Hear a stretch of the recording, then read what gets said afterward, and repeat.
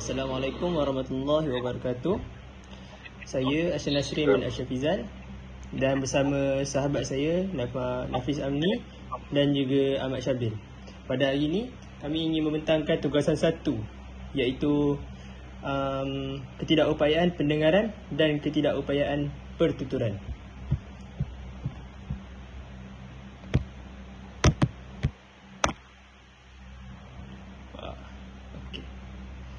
Pada hari ini, pertama sekali, ketidakupayaan pendengaran dan analisis audiogram. Okey, apa itu analisis audiogram? Okey, analisis audiogram ni adalah penilaian graf hasil ujian pendengaran. Ia juga menunjukkan kemampuan seseorang itu dalam mendengar berdasarkan pelbagai frekuensi bunyi. Maksudnya, dalam ujian tu dia akan diuji daripada frekuensi tinggi ke rendah. Penilaian ini penting untuk kita menilai gangguan pendengaran yang dialami oleh seseorang itu dan juga untuk kita cadangkan pencegahannya sesuai bagi mereka untuk menangani masalah itu.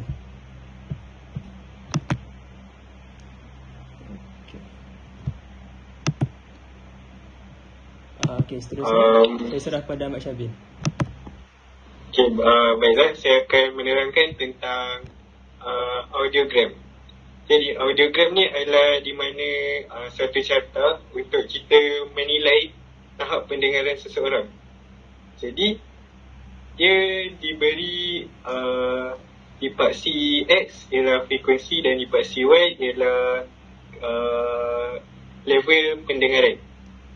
Jadi antara 0 sehingga 20 desibel, 0 hingga 10 desibel, dia dikatakan sebagai normal. 20 desibel ia dikatakan masih dalam normal lagi. 30 hingga 40 adalah mild. 40 hingga ke 50 adalah moderate.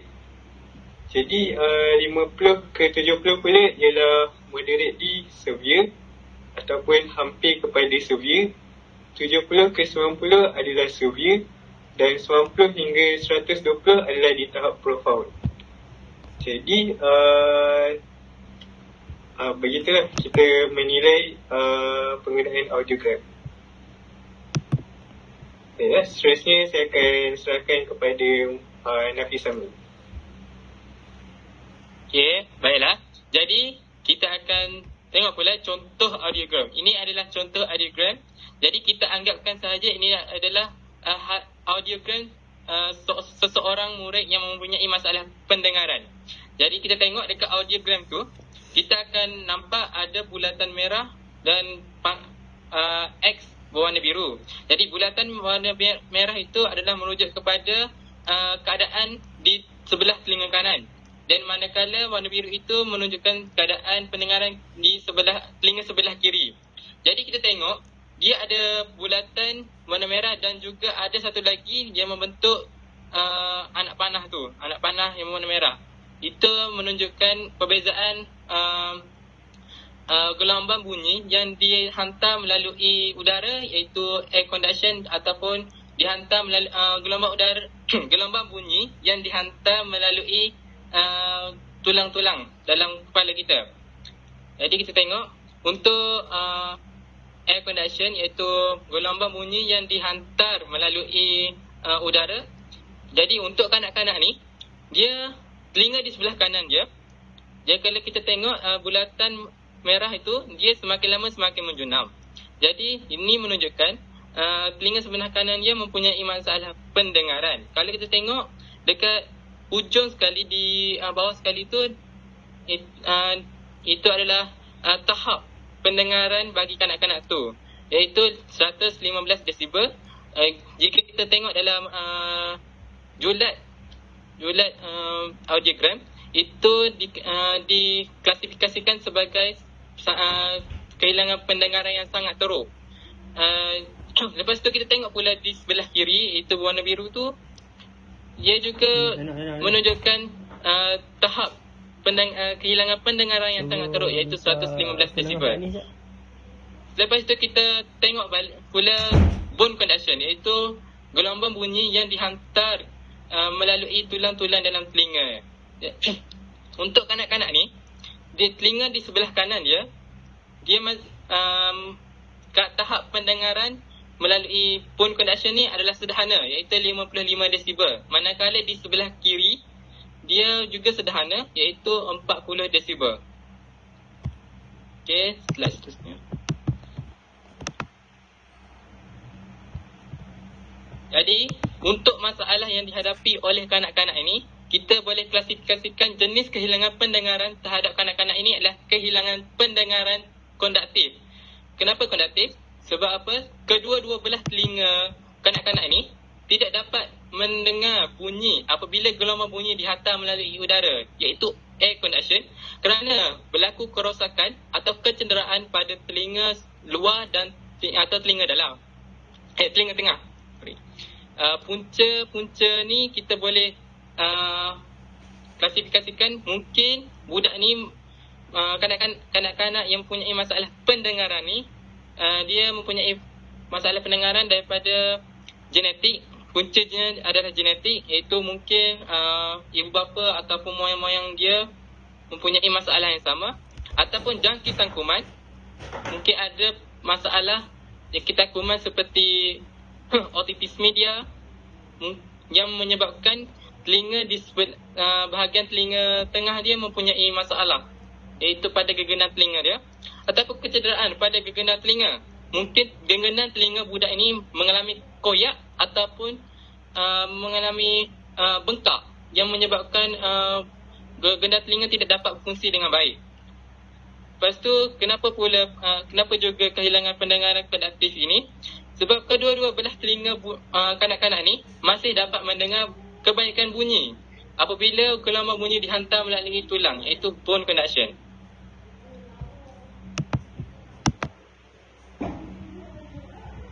Okay, apakah pula implikasi kepada masalah pendengaran konduktif yang dihadapi oleh kanak-kanak ini? Yang pertama, kanak-kanak ini perlu memakai alat bantuan pendengaran, iaitu hearing aid sepanjang masa. Jadi sepanjang, kalau budak-budak ini adalah budak murid-murid berkeperluan khas, dia perlu memakai alat bantuan pendengaran ini sepanjang masa di dalam kelas supaya dia dapat mendengar apa yang diajar oleh gurunya dan juga berkomunikasi dengan rakan-rakan sekelas. Yang kedua, sukar bertutur dan mengeluarkan bunyi. Kita tahu, murid-murid tipikal, dia belajar untuk berkomunikasi atau bertutur melalui pendengaran supaya mereka dapat menyebut. Jadi apabila mereka kanak-kanak yang mempunyai masalah pendengaran ni tidak dapat mendengar, jadi mereka tidak dapat menyebut suatu perkataan atau mengeluarkan bunyi-bunyi yang perlu. Yang ketiga, mereka perlu menggunakan bahasa isyarat untuk berkomunikasi. Jadi disebabkan mereka kanak-kanak yang mempunyai masalah pendengaran ni, dia tidak dapat bertutur dengan baik ataupun dia tidak dapat berkomunikasi langsung, jadi mereka perlu menggunakan alternatif lain, iaitu bahasa isyarat untuk berkomunikasi. Yang keempat, kanak-kanak yang mempunyai masalah pendengaran ni dipinggirkan oleh rakan-rakan sekelas. Maklumlah seperti mana yang saya bagi tahu tadi, disebabkan mereka sukar untuk berkomunikasi dengan bertutur, jadi rakan-rakan sekelas mungkin akan menganggap kanak-kanak ini agak pelik ataupun sukar untuk berkawan. Dan juga kalau ada kerja-kerja yang melibatkan berkumpulan, mungkin maklumat yang ingin disampaikan di antara rakan dan murid-murid masalah pendengaran ni, dia akan maklumat tu akan tidak dapat disampaikan dengan baik. Yang terakhir sekali, sukar untuk mengetahui keadaan sekitar. Jadi apabila contohnya di dalam kelas cikgu melontarkan suatu soalan, kemungkinan murid-murid yang mempunyai masalah pendengaran ni, dia akan tidak dapat menjawab ataupun tidak dapat menyahut panggil soalan cikgu tadi. Jadi mereka mungkin akan ketinggalan dalam pembelajaran di dalam kelas dan akhirnya akan menjejaskan pencapaian akademik di dalam kelas dan kurikulum mereka. Okey.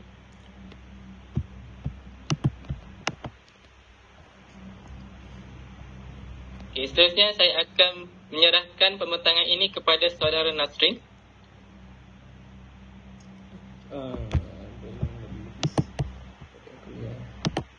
Okey, yang berikutnya ialah ketidakupayaan pertuturan dan analisis video. Okey, apa itu ketidakupayaan pertuturan? Ketidakupayaan pertuturan ni ialah keadaan di mana seseorang itu dia menghadapi ataupun mengalami masalah dalam mencipta atau membentuk bunyi pertuturan yang diperlukan untuk berkomunikasi dengan orang lain.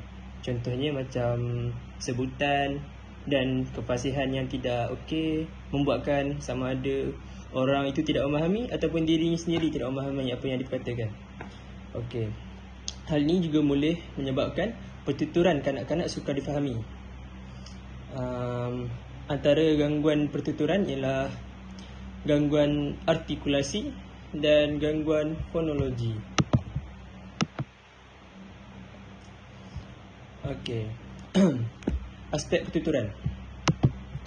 Aspek yang pertama kita ada ialah sebutan. Sebutan ni dia ialah cara kita menyebut ataupun kita mengeluarkan bunyi untuk membentuk perkataan itu. Antara masalah orang yang mempunyai masalah ketidakupayaan pertuturan ni, yang pertama sekali ialah kemungkinan sengau, di mana tidak dapat menyebut huruf R atau huruf S dengan jelas, ataupun logat yang menyebabkan pertuturannya itu tidak difahami oleh orang lain. Yang seterusnya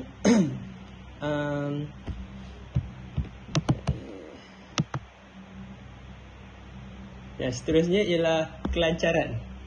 Kelancaran bermaksud sama ada seseorang itu boleh bertutur atau bercakap dengan baik dan kemas. Ada setengah orang yang mengalami masalah pertuturan ni, dia tidak bercakap dengan lancar kerana mungkin ia mengalami gagap, di mana setiap pertuturan dia akan sangkut-sangkut. Okey, gagap ni juga dia boleh disebabkan oleh masalah kognitif, di mana dia tidak dapat menyusun ayat dengan lebih jelas, dengan lebih cekap. Okey, antara cara untuk kita atasi gagap ni antaranya ialah dengan menyanyi. Okey, ramai tak tahu orang gagap ni bila dia bercakap, maybe dia akan gagap kan. Tapi apabila ia berkomunikasi secara nyanyian, kebanyakan orang gagap boleh menyanyi. Okey, aspek yang seterusnya ialah kefasihan. Kefasihan berarti sama ada dia boleh bercakap bukan saja dalam bentuk yang kemas, teratur dan lincin, tetapi juga boleh membunyikan kata atau menyebut perkataan yang dituturkan itu secara tepat dan jelas. Maksudnya secara ringkas lah, dia boleh bertutur dengan fasih. Dan yang terakhir bagi kakak saya, tata bahasa. Tata bahasa ialah satu sistem pertuturan atau undang-undang yang menggabungkan perkataan untuk membentuk ayat-ayat. Contohnya tata bahasa dalam BM lah, susunan perkataan, ayat. Ada orang yang mempunyai masalah pertuturan ni, di mana ia mempunyai masalah kognitif dan dia tidak dapat menyusun perkataan dengan betul. Contohnya, apa yang nak diperkatakan ada dalam ayat tu, tapi susunannya terbalik. Mungkin dia menyebutkan aksi dulu sebelum pelaku, boleh jadi macam tu. Okey. Seterusnya saya serah kepada Ahmad Syabil.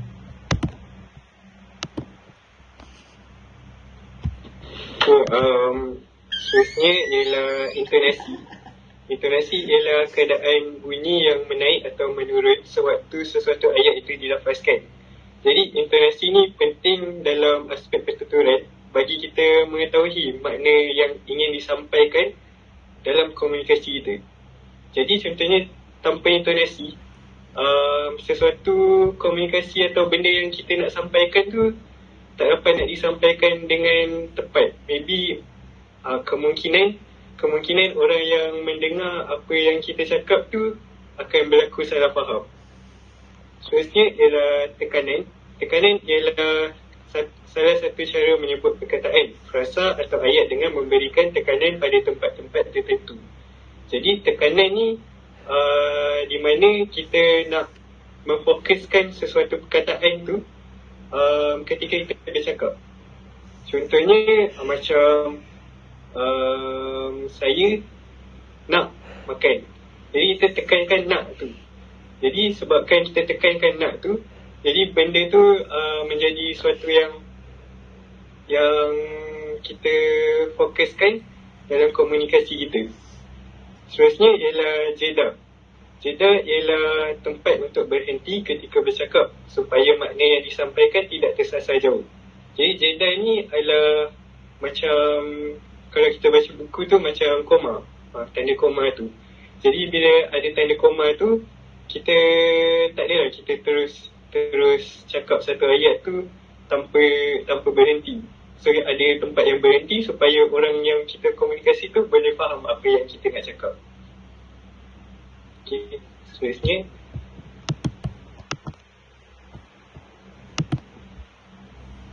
Seterusnya ialah nada.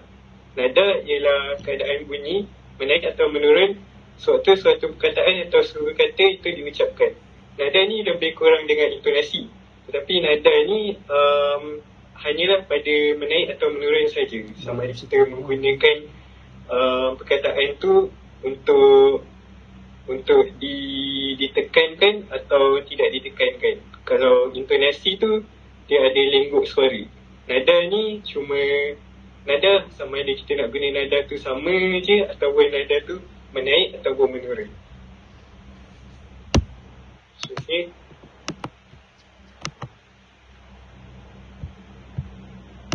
Seterusnya ialah mora. Mora ialah kadar suatu bunyi yang dilafazkan sama ada panjang atau pendek. Jadi mora ni contohnya dalam percakapan, kita nak bercakap tentang sesuatu tu, kita akan panjangkan perkataan yang kita nak cakap tu ataupun kita pendekkan perkataan yang kita nak cakap tu. Contohnya macam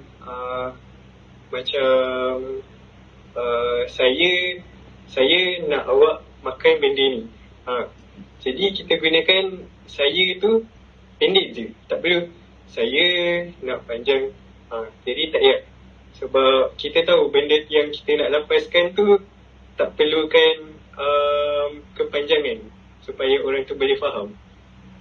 Yang terakhir ialah laras bahasa. Laras bahasa ialah menggunakan bahasa dalam pelbagai konteks, suasana dan situasi yang sesuai. Jadi laras bahasa ni juga penting sebab kita nak mengenakan cara percakapan kita kena dengan situasi. Contohnya macam dalam situasi sedang mesyuarat, kita tidak boleh menggunakan laras bahasa yang salah.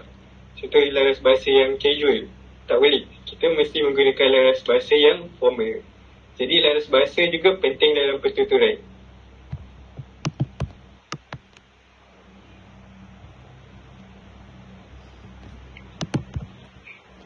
Okay, seterusnya ialah analisis video.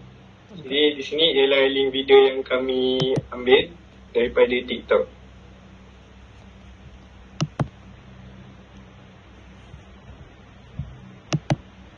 Baik, daripada hasil pemerhatian terhadap video tersebut, seorang lelaki tu yang bernama Brandon, iaitu remaja tu, dia mempunyai masalah yang pertama dari segi sebutan. Jadi Brandon ni tidak dapat menyebut kataan dengan jelas kerana dia tak dapat menekankan huruf F, S dan T. Contohnya yang F tu waktu cikgu beliau Sisi Ellen tu, dia menyuruh Brandon tu untuk mengulang kembali Faber-Castell tu, tetapi Brandon tu dia cakap Faber-Castell. Jadi benda tu menunjukkan bahawa Brandon tidak mampu untuk menyebut huruf F, S dan T. Seterusnya dari segi intonasi. Brandon ni mempunyai intonasi dalam bercakap, tetapi intonasi yang digunakan adalah tidak sesuai. Kalau kita lihat, intonasi dia sama je bila dia dapatkan suatu percakapan tu, sama je semua intonasi dia. Okay, seterusnya saya serahkan kepada Muhammad Nafis Amni. Okay, untuk seterusnya dari aspek kelancaran, berdasarkan video tu, kami mendapati kelancaran Brandon dalam percakapan adalah kurang lancar kerana beliau tidak dapat menyebut dengan betul. Jadi dalam video tu Brandon ni dia bercakap tidak mengikut kelancaran yang sepatutnya.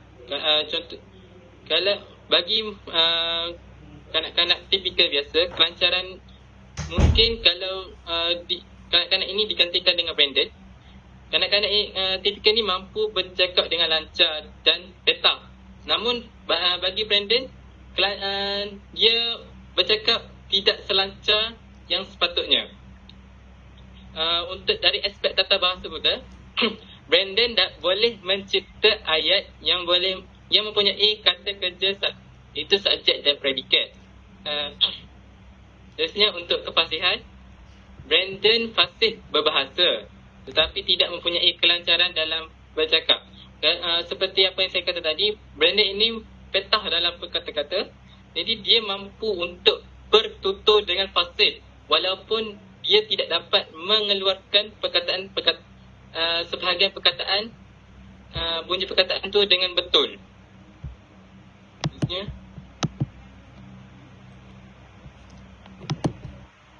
Baiklah. Bagi kesimpulan terhadap masalah pendengaran dan pertuturan tadi, kami menyimpulkan bahawa masalah pertuturan dan pendengaran yang berlaku kepada kanak-kanak yang mempunyai masalah ini menghadkan keterlibatan mereka untuk belajar di dalam kelas. Apabila keterlibatan mereka terhad di dalam kelas, maka dia akan menjejaskan perkembangan akademik dan kurikulum murid di sekolah. Dan oleh itu, semua pihak perlu peka terhadap perkembangan pendengaran dan pertuturan murid supaya ketidakupayaan murid tersebut dapat dikurangkan dari masa ke masa. Okey, itu sahaja. Saya ingin mencela. Okey. Sini saya ingin kemukakan satu fun fact. Okey. Tentang masalah pertuturan ni, seringkali masalah pertuturan ini dianggap sebagai masalah yang terkait dengan kanak-kanak. Contohnya kanak-kanak tu tak dapat berbicara dengan baik dan tidak dapat memahami bicara orang lain. Tapi ada juga orang dewasa yang terlibat dengan kemalangan, dan sebelum ini dia seorang yang boleh bertutur dengan baik, tetapi sebabkan satu kejadian tu dia terus tidak dapat bertutur dengan baik. So pemaharan bertuturan ni bukan saja dikaitkan dengan masalah bicara, dia juga dikaitkan dengan masalah kognitif, iaitu kemahiran berfikir. Sebab kalau kita tak dapat berfikir, macam mana kita nak berbicara kan? Okey, seterusnya saya serah kepada Mak Syambil. Baiklah, saya ingin menambah daripada daripada Muhammad Syah Nasrin. Betul apa yang dia cakap tu. Pertuturan bukan saja dari segi pertuturan, bahasa tu melibatkan kognitif lah. Jadi sebenarnya ketidakupayaan pertuturan ni dia berbeza dengan ketidakupayaan berbahasa. Contoh pertuturan ni macam kita tengok balik dekat slide yang pengenalan apa itu ketidakupayaan pertuturan.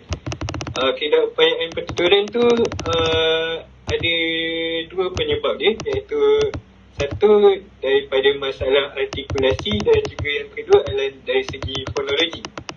Jadi artikulasi tu bahagian dalam mulut kita, maybe ada yang sumbing, maybe ada yang lidah dia pendek, jadi tidak mampu menyebut kataan itu dengan baik.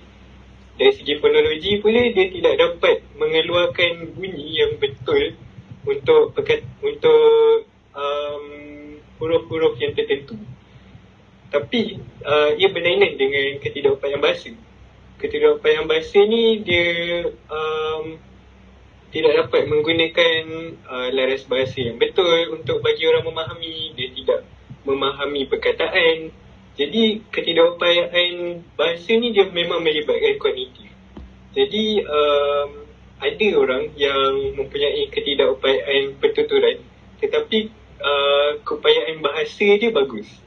Jadi bukanlah pertuturan ni menyebabkan bahasa kita tu terus terus tak ada. Sebenarnya bahasa tu datang daripada kognitif, bukan terletak pada pertuturan kita.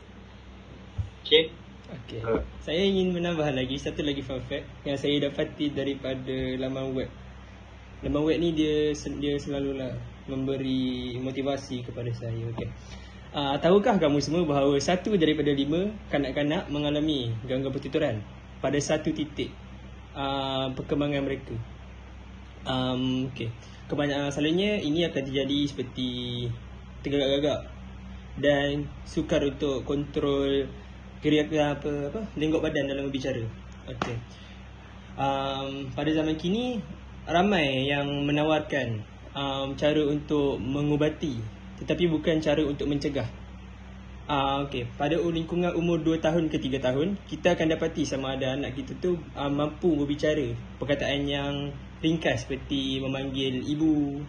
Ada setengah anak yang tidak dapat memanggil. So kita boleh memberi terapi di mana kita bawa dia ke pusat terapi dan kita ajar dia cara untuk berbicara agar kebesaran nanti sama ada dia pulih daripada masalah pertuturan tu ataupun masalah pertuturan tu tak jadi kronik sangat. Okey. Seterusnya saya serah kepada saudara Nafis Amni.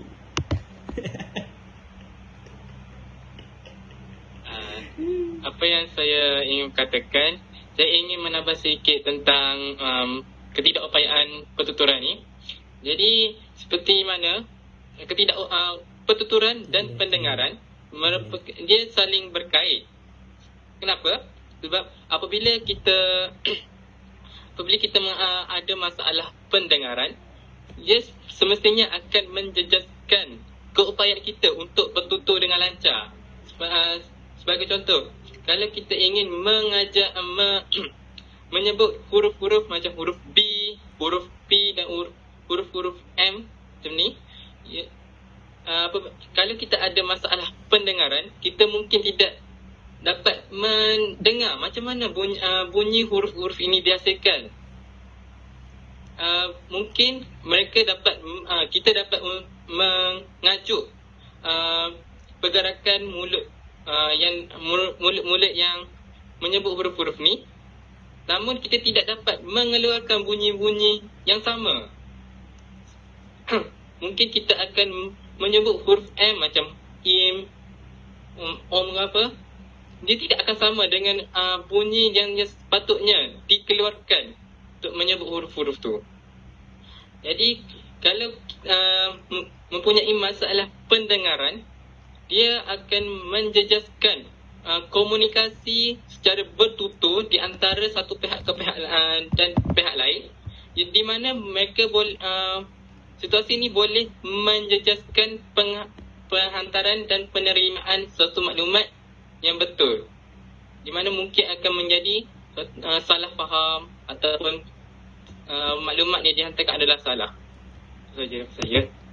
Okey. Ini satu lagi fun fact yang saya dapati daripada laman yang sama. Okey. Okey, setiap manusia sekurang-kurangnya mempunyai 15,000 sel rambut di bahagian telinga.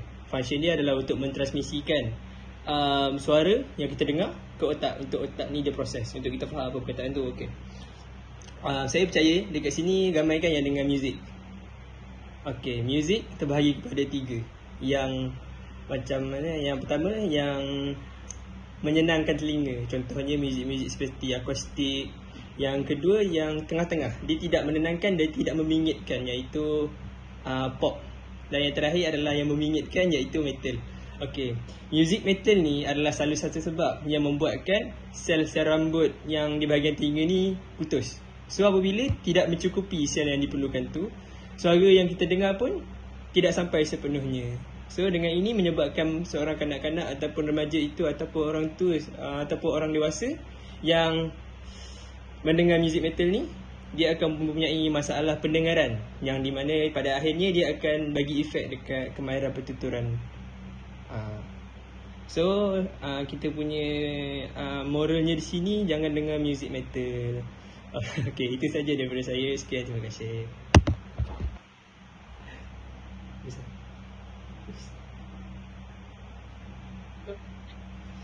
Okey, sekian saja daripada kumpulan kami. Terima kasih. Assalamualaikum.